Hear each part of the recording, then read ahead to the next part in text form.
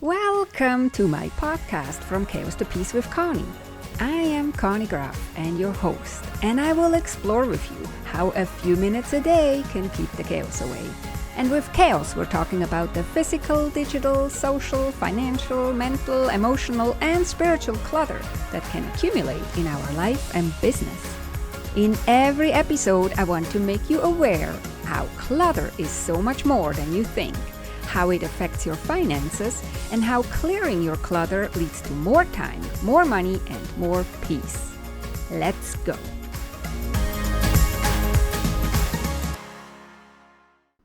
Well, hello, my friend. Welcome to the podcast. I am Conny Graf, your host. Thank you so much for allowing me back into your ears. And please subscribe and follow the podcast if you haven't done so yet. This way you never miss an episode. And share maybe an episode, your favorite one, or the whole podcast with your family, friends, or business besties. Because if you find value in what I'm talking about here on the podcast, they will too. So today is a special episode.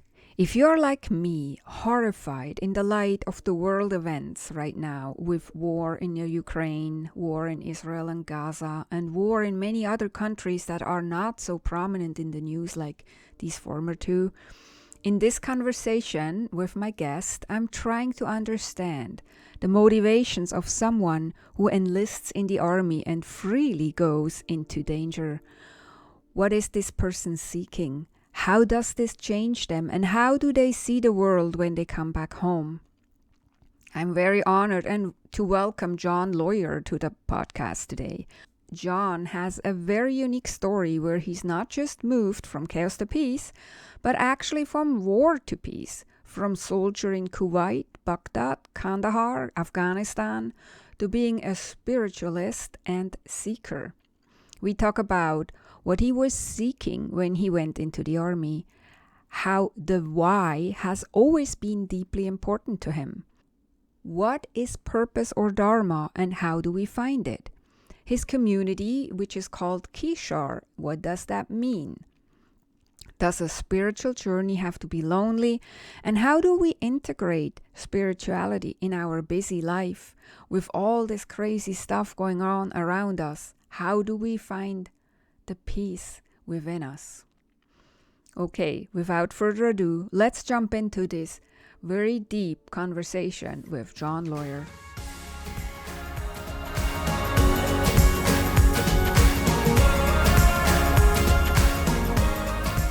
Welcome, John. I'm very excited to have you as a guest on the podcast. How are you today? I'm doing good, Connie. Thank you for asking. I appreciate you having me on.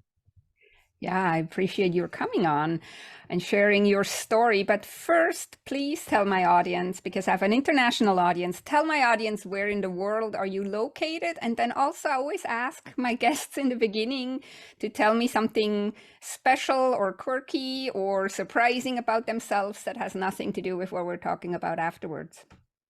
Sure. I'm here in North Texas, just north of Dallas, Texas.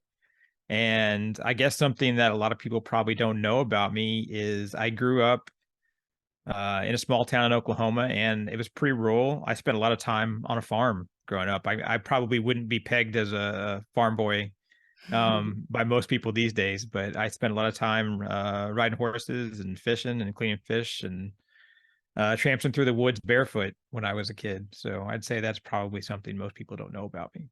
Oh, that was my dream when I was a kid. That's why I live now on acreage with horses. So that's awesome. I was wondering how I want to start this conversation. I think I want to start here. So when I was preparing for our conversation, I really got the impression that you're not just coming from chaos to peace, but you're actually coming from war to peace. Now you're calling yourself a universalist and an omnist. So my question is, you call yourself a seeker too now. What were you seeking when you went into the army? Yeah, that's a really good question. I think that growing up, I had this draw to the desert. I saw Lawrence of Arabia when I was a kid.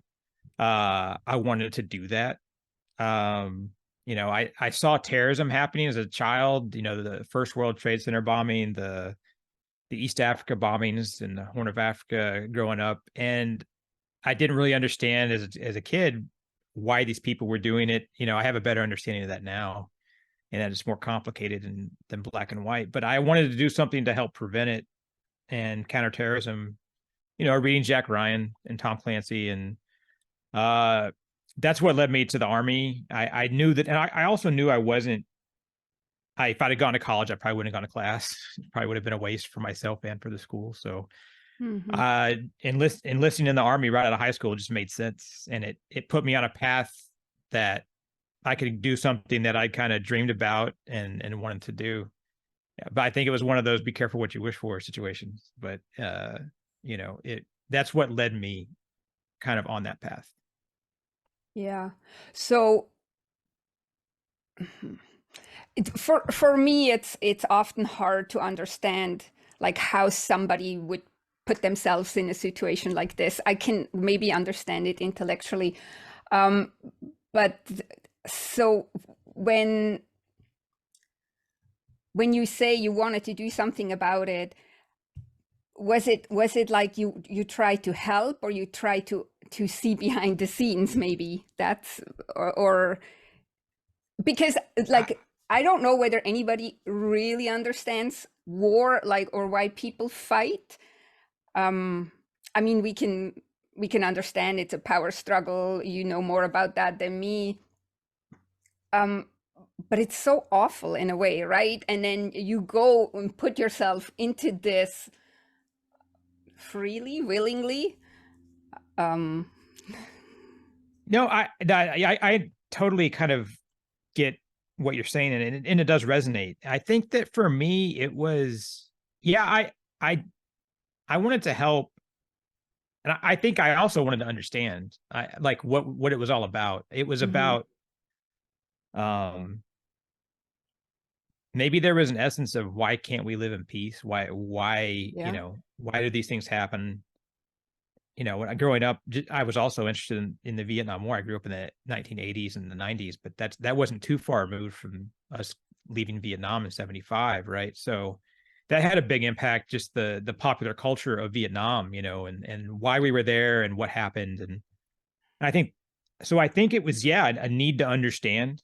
I think the why for me has always mattered. Even in the Army, our officers would come and tell us to do something, because they would need something for intelligence purposes or whatever to go give to somebody, important. And I would say, well, why do you want it? And they'd be like, lawyer, just go do your job. And I'd be like, yeah, but if you tell me why you need it, then that helps me give you a better answer. And so the why has always been deeply important to me. Yeah, I'm not surprised to hear that, because that's kind of what I felt like I pick up that and maybe also because I'm very annoying that way, always why, and you can't tell me to do something unless I understand why.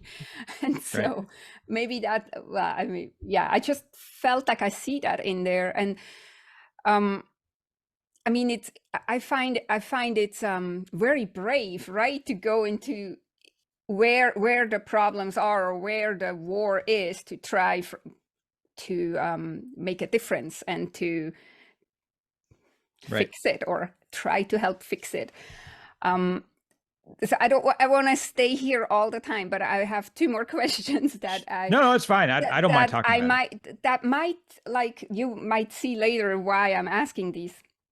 So you said it's counterintelligence and asymmetric warfare. I read you were an asymmetric warfare specialist. And so what does it exactly mean to be in counterintelligence or in asymmetric warfare? Like, how do we as laymen understand this? Yeah, so the counterintelligence side is about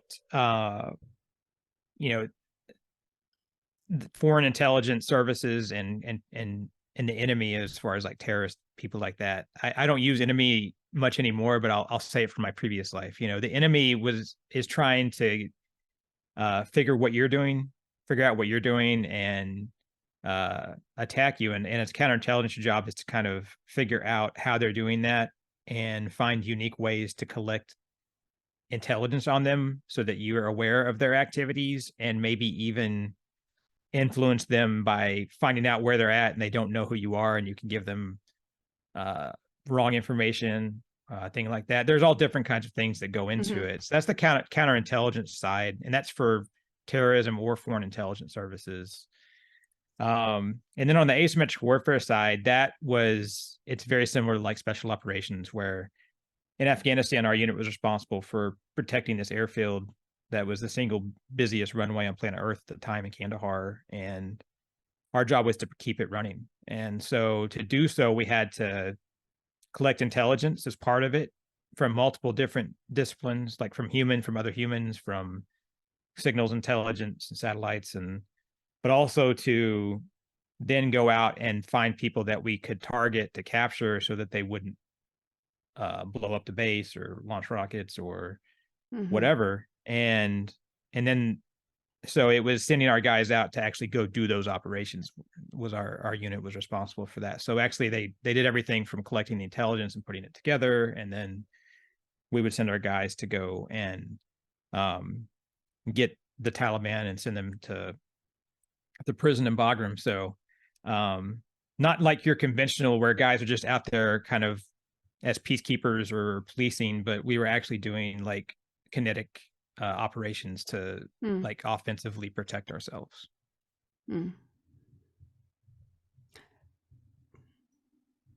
So that experience, how do you think that has and you don't call yourself a soldier, I noticed. You call yourself more like a warrior, like where I didn't really find. But so this experience that you had all these years, I think it was 20 years or something you did this, right? All in all, or almost. Yeah, about 15 years, yeah. Or 15, yeah. So how do you think this has, let's say, influenced, but maybe even benefited you in what you're doing now? Because I could imagine, so you're now like, you have a community now, you're almost like a spiritual guide, right? And a coach. So how do you think those things that you did in this very different environment and in very dangerous environment, how have they influenced you or made you unique in what you're doing now? I think that's a really important question for me. I think it comes down to two aspects. The first of which is I've seen darkness. I've been a part of it. I've been a part of evil. And I've seen evil. And I think when you see that darkness in the world, you accept, and I didn't accept it for a long time, but it came to bother me more and more the longer I was part of the Western military industrial complex. It really bothered me. These things that I saw, these things that I was a part of, the machine. And I saw that the people that we were fighting were just human beings. They were just trying to live their lives. They were just trying to put food on their own table. The Taliban, yeah, there's problems with Sharia law and all that. I don't necessarily agree with all of that, but at the same time, they're just people. And I think that human aspect of it really got to me. I think seeing the darkness of it all really informed the process that in order for there to be light, there has to be darkness. It's that balance of the universe. I think that if we can see darkness, we can stare into the abyss and come out of it, then suddenly you have this whole perspective of things that can help lead you to a different path that is more loving kindness. And so that's one aspect of it. Now, the other aspect that really helped me, and this is really kind of strange, is like, I talked a lot about people finding their higher purpose in life and living it and aligning it with their own day-to-day lives. And I didn't necessarily know it at the time because I wasn't on a spiritual path. But when I was doing this, I was fully dedicated to it. And I was doing something that I believed in. And it helped people. It hurt people, but it helped a lot of people.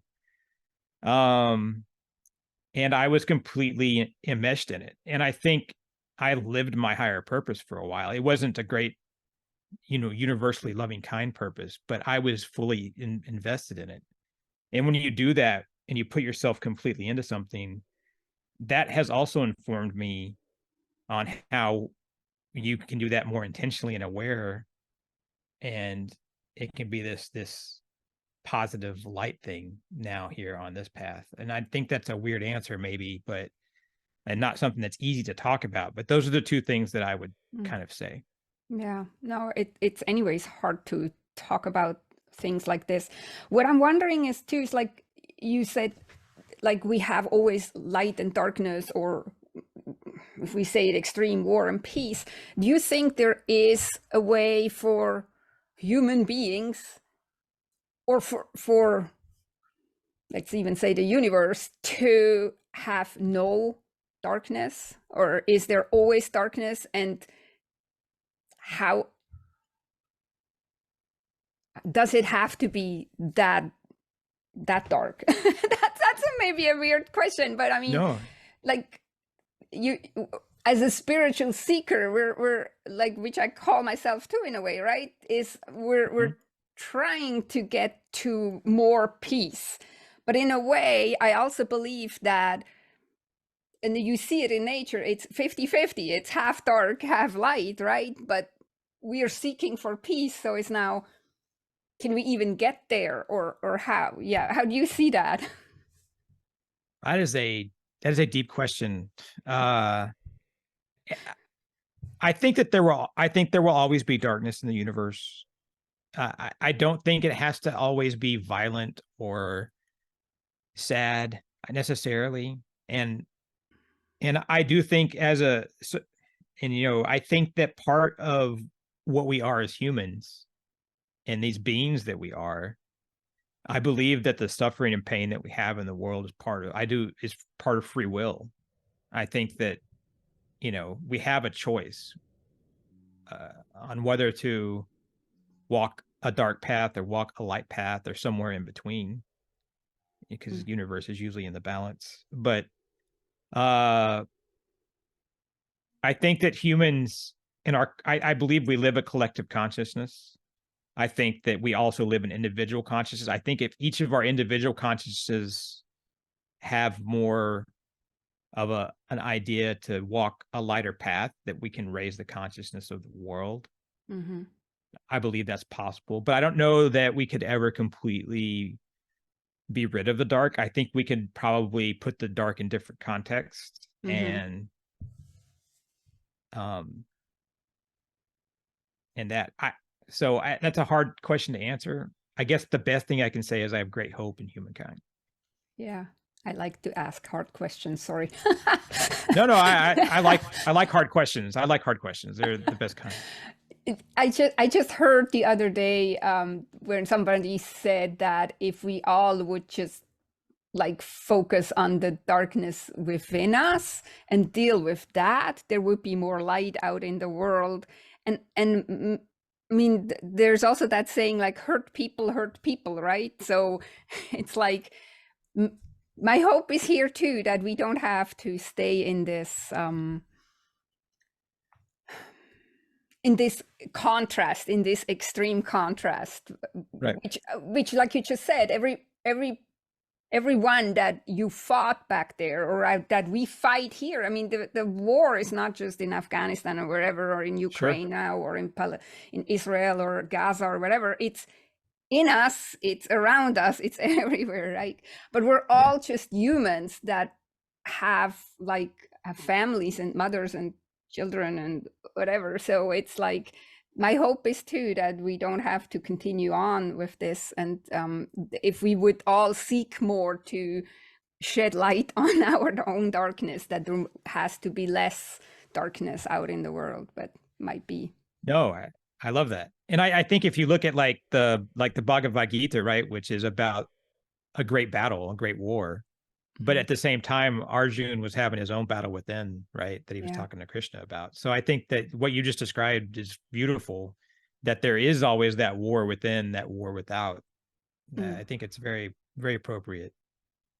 Well, yeah, there's that saying, as within, so without, right? So I think like when we have war on the inside, and it's a little bit similar like when I talk about to people when they're having chaos inside, they're creating, or the universe reflects it basically. The outside will be chaotic too. So if we want to create more peace around us, it starts with us, right? That's kind of like, if you can't have peace in your own life or in your own family, how can we ever think we could get to peace in a bigger context? Yeah, But so absolutely. now, of course, like I would imagine that my audience is now interested to hear, how did you get from being a warrior in war zones? I mean, yeah, eventually you retire from the military, but not every ex-military person becomes a spiritual seeker and a leader. So take us through this, how you got here. I mean, I find it amazing.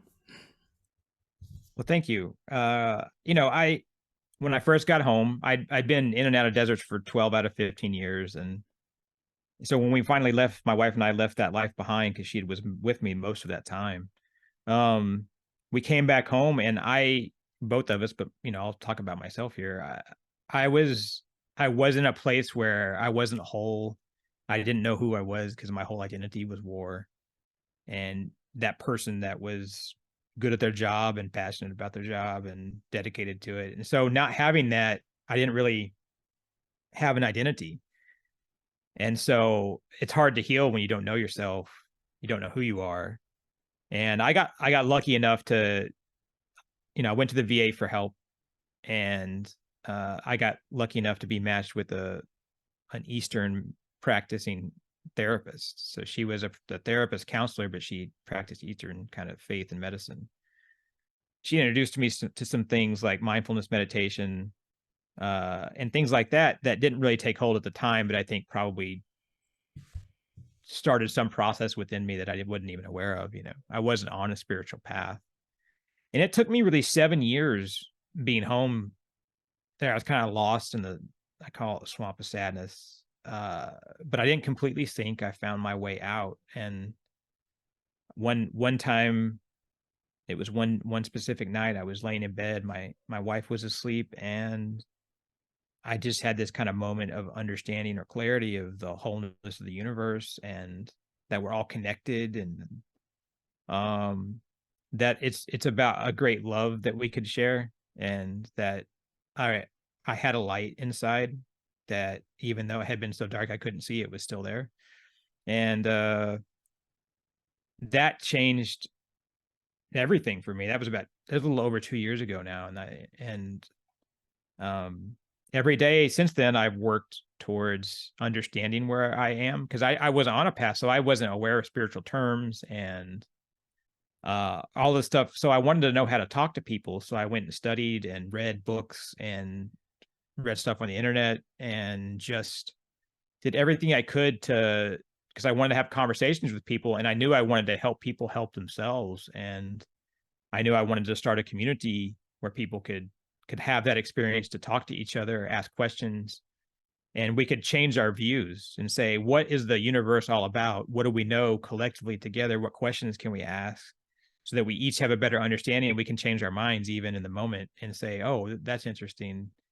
Let's talk about that. So that's what I did. I formed a spiritual community, and it just launched in October, and kind of a labor of love situation. Yeah. So I saw on your website you call it an aligned existence, the art of living our dharma, on your website somewhere, and you help people, or you discuss this in your community, how to do this. So how do we even figure out, like you said too, when you were in the military, you didn't know what your purpose was, or your dharma, and dharma and purpose are often like, it's kind of like similar, the Sure. same. Same. Yeah. Yeah. So purpose is just more Western world. Dharma is, I think, more the Yeah. Eastern or the spiritual world. So when we don't even know what it is, and you were living your purpose or your dharma before too, I think we all live it all the time, whether we know it or not. It's just, Right. how do we even figure it out? Like, how did you, like, did it just like you just described, one night you just had the download, that was it? Or do we have options to seek it? Like I heard two different I want to let you answer, but I want to say, like, I heard two different versions. One camp says you can't go seek it; it has to come to you, and the others say no, you have to go seek it. So that's kind of what I'm Yeah. asking. Yeah, I think that I think it can happen either way. I think it could just dawn on us and have that eureka moment of, oh, this is my purpose in life. This is my higher purpose. This is my dharma. But I also think that you can sit there and say, well, I don't know what my dharma is, but I can sit here and ask myself the question and say, well, what is my dharma? What is it why I need in life or want to do or need to do? And I think that it can then come to us in kind of an intentional and aware way. I think that people can, because like you said, we're always living it, whether we know it or not. That essence is inside of us. What our dharma isn't some, uh, you know, esoteric thing that we can't touch. We can touch it because it's inside of us. We can unlock it because it's all there. It's always there, and it can change. I believe our dharma can change, our higher purpose, or I think it's unique to each person. So I think it's probably either way. So your community you just started is called Kishar Spiritual Community. So tell us a bit, where does the name come from? Sounds Eastern, maybe because of the influence, or tell Yeah, us how this was born. it is Eastern, not quite as far east as like some of the Eastern face, but it originates as the Sumerian goddess of Mother Earth, essentially. And she also, Kishar, represents at the same time the line on the horizon between earth and sky. And I think that for us, when we named it, Mother Earth was obviously a beautiful thing, but also that line on the horizon, I think, really touches on the journey that we're all on, which I think I love the concept of journey. It's something that is very dear to me, and so that's, I think, because we're all on a journey, whether we know it or not. Yeah, yeah. And so what is the mission then? Help others find their dharma, or find their mission, find their spirituality? Or was it like, not saying that you were selfish, but was it more like in the military? I know when people are in the military, it's kind of like they have a community, or they know people have their back, and they're part of something. Was that maybe the reason why you wanted or needed a community again, so that you had this kind of place to be? That's a really good question. I think that it was mostly to help people find their spirituality and find their path, their own path. But it was also there was definitely an aspect of, yeah, I would like to be able to talk to people and share with people. And because I always say, like, I think there's, when I was on Reddit, I spent a lot of time on Reddit just talking to people and just answering and asking questions about spirituality, back and forth, and other places on the internet. And one of the things I got from people is that there's a lot of people, and I think people, especially younger people, but I think even people that are older, that think that sometimes this path has to be lonely, that it's necessarily lonely. And I think that sometimes it is, but I think that, and I think that people think that we can't have community because we're all living these lives where we're not in our hometowns anymore, and we've gone off in different parts of the world, and it's all Instagram or Facebook. But it's all about us deciding that we can do something, so I think that's what it was about, is like, how, there's room for places on the internet in our society where we can have authentic interaction, engagement with one another, and I think we need it probably more than ever, in this technological age that we're in, uh, that human connection that I think we can still have even if we're remote. Yeah, luckily we can have virtual spaces like this now. I feel like,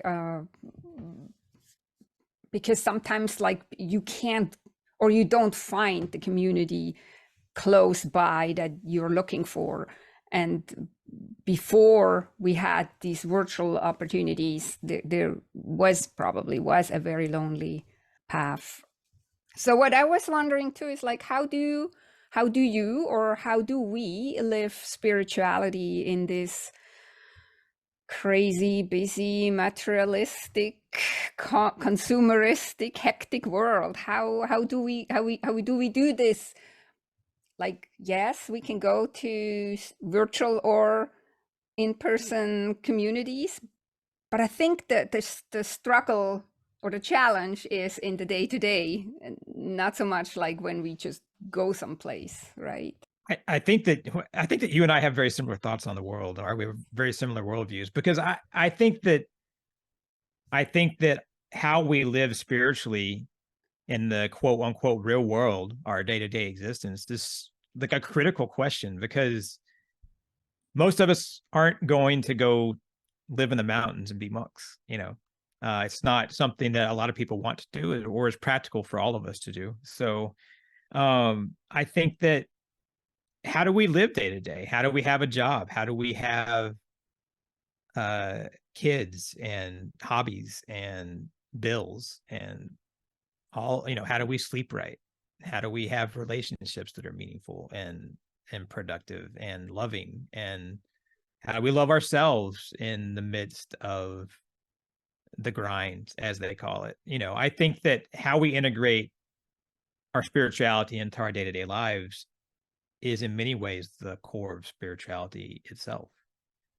And so I think that it's a so important. But and also, if you're grounded, if you're centered in your lifestyle and your body and your mind and your external existence, suddenly you have more space and time to be the spiritual person, that this being that you want. So I think that is critical. And with grounded, do you mean having certain rituals, or how would you go about, like, if somebody says grounded, I don't even know where I would want to start. No, I think that it is. I think ritual and routine and habit are all very similar words.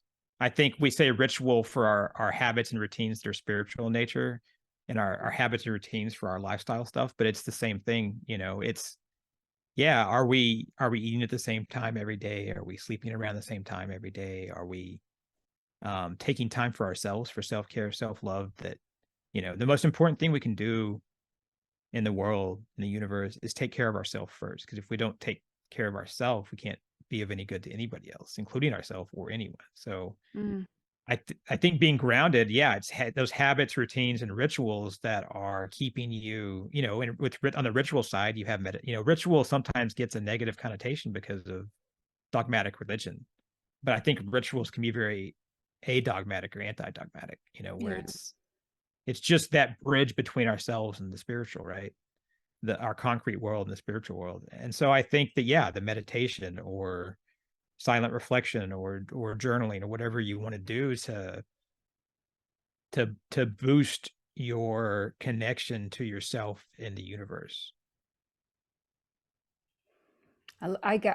So one of my sayings is, if you clear the clutter or the chaos around you, that's self-love, right? And I explain it with that if you look after, it's like that very well used metaphor about when you're on the airplane, you need to put the oxygen mask on you first, kind of Yeah. thing.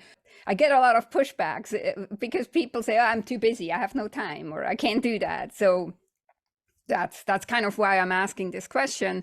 And I feel like sometimes too is like and I'm not saying they're having it easy, but it might be a bit easier to be somewhere on the mountain to meditate all day than trying to do Yeah. this in No, our it is easier. yeah, I think And so too. and If you can unlink yourself from the whole craziness, then it's much easier. well, and that's why I really appreciate the idea of your podcast, because our spaces, our car, our home, our workspace, like, if our spaces aren't centered and grounded themselves, we won't be. If they're not decluttered, if they're not uh, clean and kind of have some order to them, there could be, we can have stacks of stuff places as long as we know it's there and there's a reason for it. It doesn't have to be perfect, but the more order we have in our life and the things that you talk about, I think it's such an important process to being whole. Yeah. Thanks for saying that. I truly believe this. This is Yeah. this Yeah, is absolutely.